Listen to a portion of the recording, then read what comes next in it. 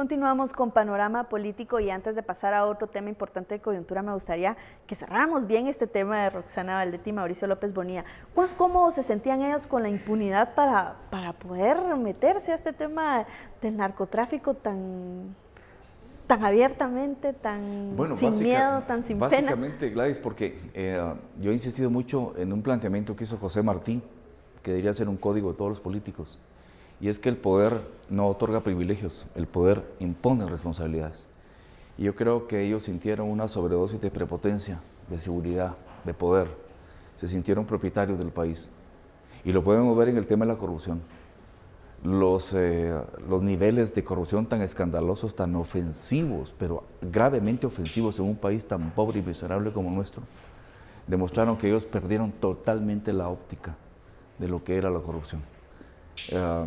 Yo en lo personal creo que son merecedores de las condenas más implacables, porque el daño que le hicieron al país es ya irreparable. En los hospitales hubo muertos, en las carreteras hubo muertos, policías que no tenían recursos para enfrentar el crimen organizado.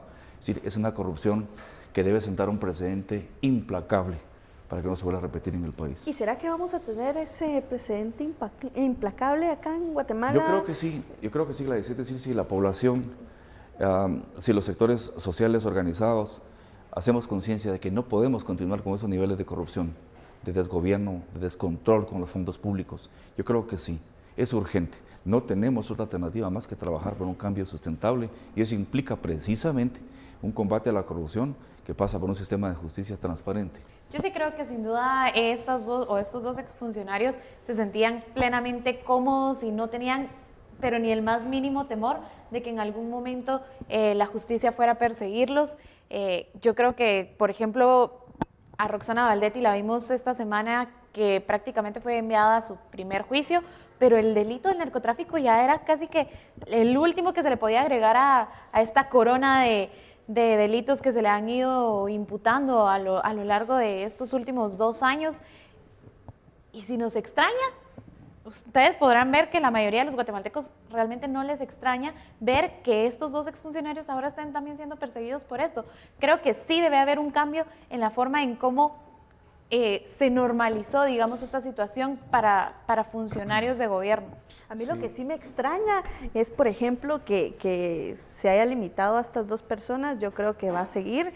Tenemos personajes que han pasado muy desapercibidos, por ejemplo, Alejandro Sinibaldi, que está prófugo de la justicia y que además era quien veía el tema de las finanzas del partido. Allá tenemos que ver qué sucede con él. También Otto Pérez Molina, Erika Archila, hace falta. Que son personas que no estaban abstraídas de esta situación que pasaba a lo interno, no solo en el tema de corrupción, sino también en este tipo de movidas. Eran como una cúpula muy cerrada y todos tenían como mucha confianza entre sí, ¿no? Sí, a ver, en efecto yo creo que como decía Lourdes, esta corona de delitos, solo faltaba narcotráfico, quizá pornografía infantil, una cosa así, porque sí. Y que no nos puede extrañar, porque hay muchas denuncias, por ejemplo, de cúpulas policiales que están involucradas. Bueno, pero no creo que den a ellos. Ahora, ojalá que no. Yo lo que sí espero, que es lo que esperan muchos guatemaltecos fuera de cualquier expectativa de revanchismo o cosas así, es el tema de que deben haber condenas.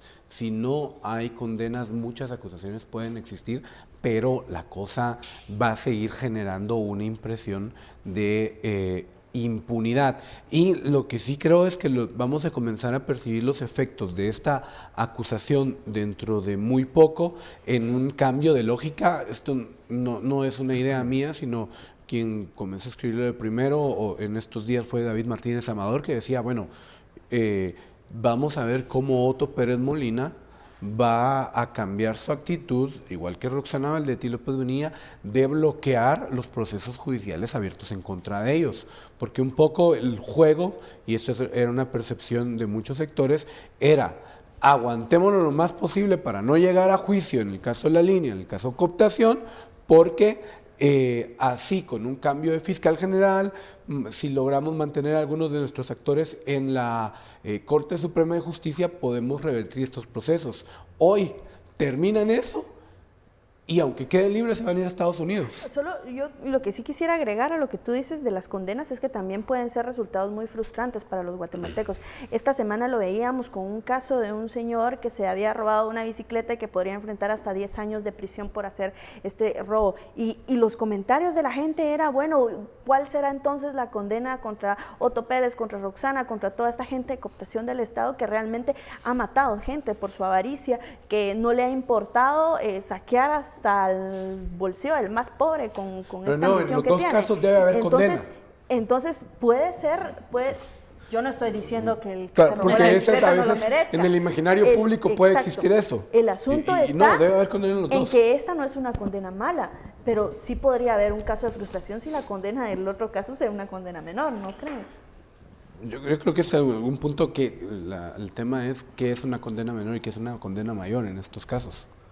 Esa es una discusión que como país tenemos que tener y tenemos que imponer el Estado de Derecho, que es distinto al Estado de Derecha, en el sentido de si cometes una infracción, tenés que sufrir las consecuencias y apenas estamos construyendo eso y nos está como país costando mucho. Pero ¿cuál podría ser el resultado de una Bueno, yo creo frustración que, así? miren, veamos la situación desde una perspectiva ampliada.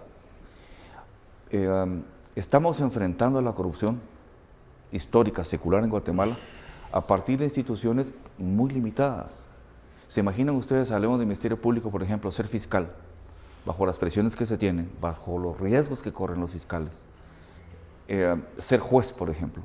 Y sin embargo, con ese esfuerzo, diríamos, ese tan cuantitativo y limitado esfuerzo, pero cualitativamente grande que se está haciendo por parte del MP y la Corte Suprema, con ausencia de recursos técnicos, financieros, se está luchando contra la corrupción. Yo lo que percibo es que la sociedad de Guatemala, en efecto, la sociedad nos hemos sentido obviados, por lo que tú planteabas, el mal uso de los recursos dilatorios para los procesos, jugando a prolongar y a aburrir y a los recambios que planteas, pero creo que la sociedad debe expresarse con en una forma más implacable. Básicamente, por ejemplo, me refiero a las élites, a los grupos de mayor poder. El combate al crimen organizado, a la corrupción, pasa por las funciones legales que el MP y la Corte Suprema de Justicia tienen que implementar, pero también pasa para que la sociedad influya, insista, presione. Y los grupos de mayor poder en Guatemala pareciera ser que no se están pronunciando. Esto yo quisiera resaltarlo, recalcarlo. Yo quisiera ver, por ejemplo, el sector privado organizado mucho más pronunciado en torno al combate a la corrupción, mucho más abierto. Lo mismo de las academias, por ejemplo, de las universidades, de los colegios profesionales, y vemos que hay un silencio que en algún momento podría ser un silencio cómplice.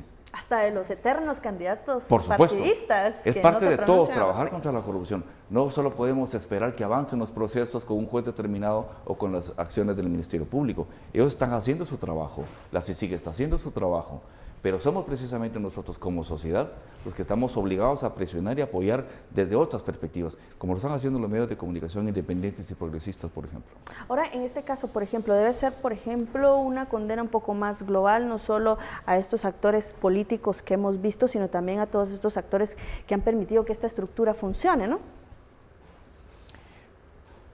Sí, por supuesto. Lo importante, yo creo que es darnos cuenta de que la guerra prolongada contra el crimen organizado la puede perder el Estado, la puede perder este intento que estamos implementando precisamente por eso, por el agobio que la población puede sentir, que son procesos judiciales que se prolongan demasiado, hay recursos perversos que se interponen para atrasar los procesos, hay una sobredosis de información que a las personas les molesta, mientras que por otro lado la sociedad percibe que en el día a día no hay avances significativos en materia de desarrollo económico, en materia de seguridad pública, en materia de seguridad, eficiencia de salud en los hospitales. Es decir, son dos elementos fundamentales que deben tenerse presentes. Yo creo, insisto, que la sociedad las organizaciones sociales debemos hacer un mayor esfuerzo por apuntalar lo que está haciendo la CICIG, el Ministerio Público y la Corte Suprema de Justicia.